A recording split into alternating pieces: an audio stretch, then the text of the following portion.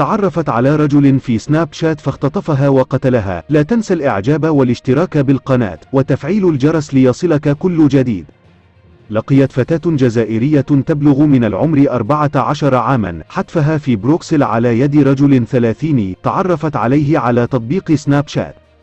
وتم اختطاف الفتاة الصغيرة في أندرلخت يوم الجمعة 6 جان في 2023 قبل أن يعثر عليها عداء ببطء في غابة جنوب لييج بلجيكا. وتم العثور على المشتبه به الرئيسي وهو رجل يبلغ من العمر 37 عاما والذي تعرفت عليه على تطبيق سناب شات مشنوقا على بعد بضعة كيلومترات. وأشارت الشرطة البلجيكية أن الرجل الذي تم العثور على جثته هو المشتبه به الرئيسي في وفاة الفتاة الجزائرية.